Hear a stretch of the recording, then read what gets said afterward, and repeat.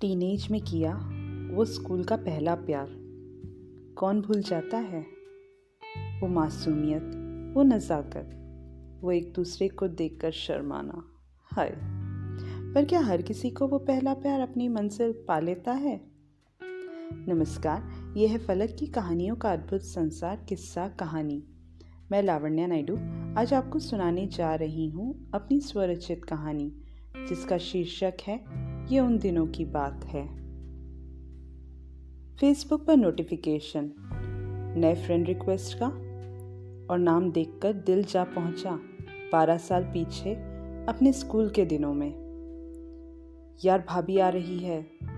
अदिति जब भी संजय के क्लास के सामने से गुजरती, अक्सर ये आवाज़ उसके कानों में पड़ती और वो सर झुकाकर हल्की सी मुस्कान के साथ अपनी चोटी को पीछे कर अपनी सहेली के साथ आगे बढ़ जाती।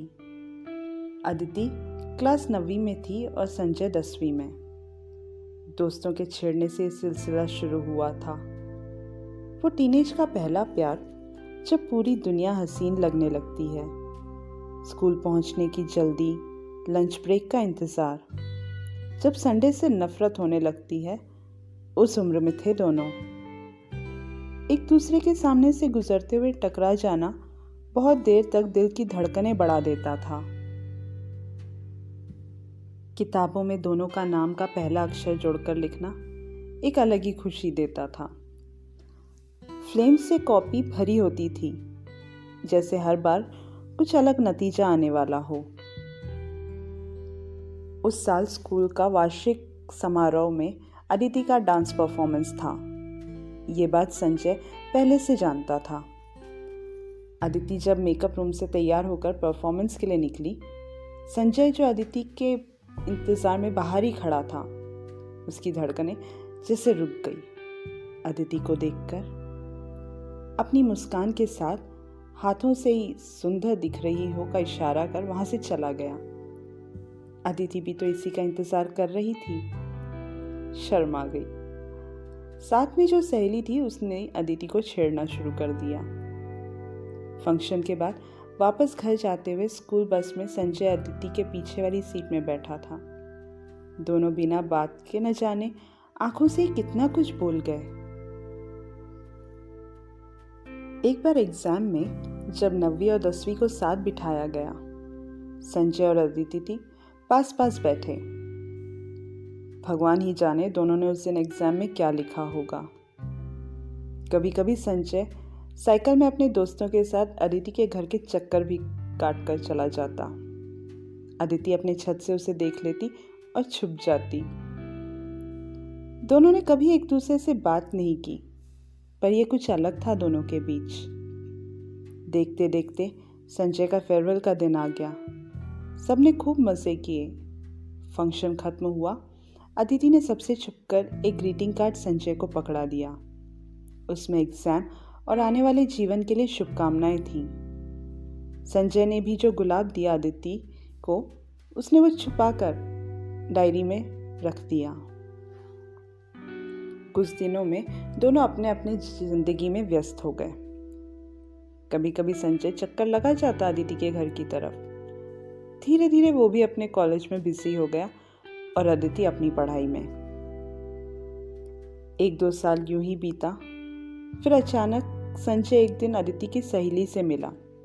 तब उसे पता चला अदिति के पापा का ट्रांसफर हो गया और वे लोग दूसरे शहर चले गए।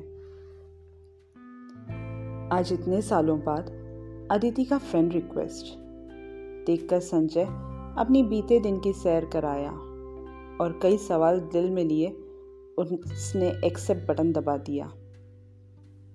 अदिति तो जैसे इसी नोटिफिकेशन का इंतजार कर रही थी। रात 12 बजे मोबाइल की आवाज़ से अदिति की जो नींद उड़ी, मुस्कुराते हुए यादों में उसने रात बिता दी। संजय भी उसकी प्रोफाइल बार बार देखकर मुस्कुरा रहा था। सोशल मीडिया ने बचपन के उस प्यार को मिलवा दिया, जो आज अलग अलग शहरों में हैं, जिन्होंने कभी बात तक नहीं की थी, जो बिल्कुल निर्मल पवित्र था। आज दोनों एक दूसरे का स्टेटस सिंगल देखकर आने वाली जीवन के मीठे सपनों में खो गए। पूरे 24 घंटे गुजरने के बाद, उस 24 घंटों में 100 बार अदिति का फोटो देखने के बाद आखिर संजय ने हिम्मत करके मैसेंजर पर हाय लिखकर भेजा। अदिति जो दिन भर बेचैन थी ये सोचकर कि कहीं गलती तो नहीं कर दी रिक्वेस्ट भेज के, इतना भाव खा रहा है, मुझे कहीं गलत तो नहीं समझ रहा होगा। पूरी खिचड़ी पका ली थी, पर फोन पर मैसेज देखकर उसके जान में जान आई। उसकी खुशी का कोई ठिकाना ही नहीं था, आंखों में चमक आ गई। अदिति ने भी जवाब दिया। दोनों ने रात को बहुत देर तक बातें की, पहली बार, वो भी मैसेज से। दोनों को ये भी नहीं पता था कि अब सामने वाला कैसा होगा, कैसे बात करता होगा, पर दोनों ख्यालों में न जाने कहाँ तक पहुँच गए थे। फिर फोन नंबर एक्सचेंज हुए, रात भर बातें होने लगी। अदिति ने अपनी खुशी अपनी स्कूल फ्रेंड के साथ बांटी, जिसका कुछ दिनों बाद शादी होने वाली थी। थोड़े दिनों बाद अदिति और संजय को एक ईमेल आया। अदिति को उसकी सहेली छाया का और संजय को उसके दोस्त विक्रम का। स्कूल में अदिति और संजय के अलावा भी लव स्टोरी चल रही थी, जिसको मंजिल मिलने वाली थी, छाया और विक्रम की शादी। संजय को शादी में जाने का कोई मूड नहीं था। उसने दोस्त से छुट्टी न मिलने का बहाना बना दिया। अदिति तो जाने के लिए बहुत ज़्यादा उत्सुक थी। बातों बातों में अदिति ने संजय को बताया कि उसकी सहेली की शादी है, जिसके लिए वो नागपुर जा रही है। नागपुर वही शहर है जहाँ दोनों का बचपन बीता, स्कूल में पहला प्यार मिला था। अब संजय को भले ही नौकरी छोड़नी पड़े, पर वो जाने के लिए तैयार हो गया। खैर, उसे इतनी कोई मुश्किल नहीं हुई, आसानी से छुट्टी मिल गई। संजय ने अदिति को सरप्राइज देने का तय कर लिया। दोनों नागपुर पहुंचे, अदिति लड़के वालों के घर और संजय लड़के वालों के घर में। लड़के वालों के घर से जब हल्दी लाई गई तो वो दोनों साथ देने के लिए संजय भी गया। अदिति नहीं जानती थी कि संजय भी आ रहा है। संजय की नज़र अदिति को ढूंढ रही थी, लेकिन अदिति ने तो उसे अचानक छत से देख लिया था और वो छुप गई पहले की तरह। संजय को आखिर मायूस लौटना पड़ा, लेकिन अदिति को बड़ा मज़ा आ रहा था संजय को सताने में। उसने भी तो नागपुर आने वाली बात छुपाई थी। अदिति खुश थी, उसने तो संजय को इतने सालों बाद देख ही लिया था। अब इंतज़ार था मेहंदी और संगीत का, जो लड़के वालों की तरफ से होने वाला था। शाम के लड़के वालों की तरफ से स्वागत के लिए संजय और उसके दोस्त खड़े थे। संजय तो बस अदिति के स्वागत के लिए खड़ा था। लड़की वाले आए, पर अदिति उनके साथ नहीं थी। संजय का मन दुखी होने लगा, जो उसकी शक्ल से साफ नजर आ रहा था। वो अंदर जाकर एक कोने में बैठ गया। अदिति को फोन लगाया। घंटी जा रही थी, पर किसी ने उठाया नहीं। इतने में एक बुरखे वाली मोहतरमा संजय के बाजू में आकर बैठ गई। संजय का ध्यान मोबाइल पर था। उस मोहतरमा ने एक ग्रीटिंग कार्ड संजय के हाथ में रखी और संजय कुछ कह पाता उससे पहले वो गायब हो गई।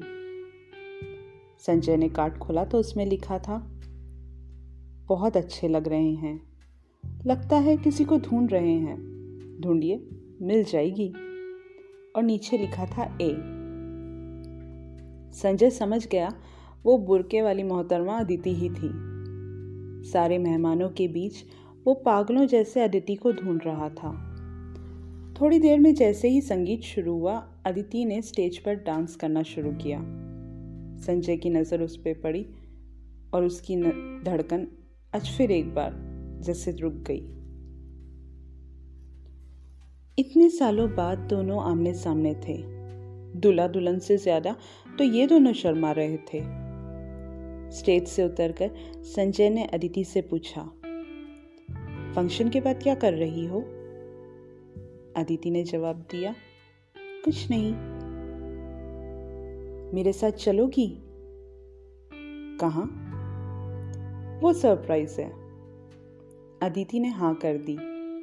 फंक्शन खत्म होने से पहले ही छाया और विक्रम को बताकर दोनों दोस्त की गाड़ी लेकर निकल गए। संजय का बचपन का सपना कि अदिति उसकी गाड़ी में उसके साथ बैठी हो, आज वो पूरा हुआ। संजय ने गाड़ी का शीशा भी अदिति की तरफ मोड़ दिया। अदिति समझ गई, पर अनजान बनते हुए इधर उधर देख रही थी। संजय अदिति को गणेश मंदिर लेकर गया। उसे क्या पता था बचपन में माँ के साथ आकर बचपने में जो एक मन्नत मांगी थी वो आज ऐसी पूरी होगी। दोनों ने दर्शन किए और वहीं थोड़ी देर बैठ गए। थोड़ी देर बात करने बाद दोनों घर के लिए निकले। संजय अदिति को छाया के घर छोड़कर विक्रम के घर चला गया।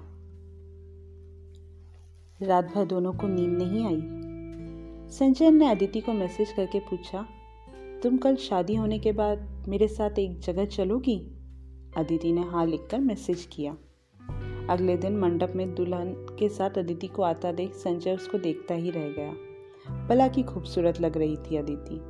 संजय भी कुछ कम नहीं लग रहा था। शादी होने बाद दोनों सबकी नजरों से छुपकर बाहर निकल गए। कहते हैं ना, बिल्ली दूध पीते हुए आंख बंद कर लेती है तो उससे लगता है उसे कोई नहीं देख पा रहा। पर छाया और विक्रम ने उन्हें जाते हुए देख लिया था। दोनों खुश हुए कि उनका प्लान काम कर गया, क्योंकि दोनों अपने दोस्तों के दिल का हाल जानते थे। पर वो चाहते थे कि वे दोनों खुद अपने प्यार का इजहार करें। संजय अदिति को अपनी उसी स्कूल ले गया जहां उसे अदिति को पहली बार देखा था। अदिति चौंक गई कि ये यहाँ क्यों आए हैं। स्कूल की छुट्टी थी तो गेट पर ताला था। संजय वहीं स्कूल के गेट पर सामने पॉकेट से अंगूठी निकालकर घुटने पर बैठकर अदिति को प्रपोज कर दिया। अदिति की आंखों में खुशी के आंसू थे और उसने हंस के हाँ कर दी। संजय ने अदिति को रिंग पहनाई। गेट के सामने हाथों में रिंग दिखाते हुए दोनों ने सेल्फी ली और अपनी दोस्त छाया और विक्रम को भेजी, नीचे लिखकर thank you so much guys. थोड़ी देर बाद छाया ने मोबाइल पर फोटो देखी और विक्रम को दिखाई। दोनों बहुत खुश थे। अदिति और संजय, उन दोनों की खुशी में सभी खुश होंगे ना। अदिति और संजय स्कूल के पीछे की बाउंड्री वॉल से कूदकर स्कूल के अंदर गए। दोनों अपनी क्लास के बेंच में बैठकर यादों को ताज़ा कराए और उसी स्कूल के सामने नई यादें साथ बनाने का वादा भी कर दिया। ये कहानी इतनी ही। आपको भी अपने स्कूल के दिन याद आए तो हमें ज़रूर बताएं। आप अभी सुन रहे थे लावण्या नायडू की आवाज़ में मेरी ही लिखी कहानी, ये उन दिनों की बात है। ये है फलक का चैनल किस्सा कहानी। चैनल को सब्सक्राइब करना न भूलें। धन्यवाद।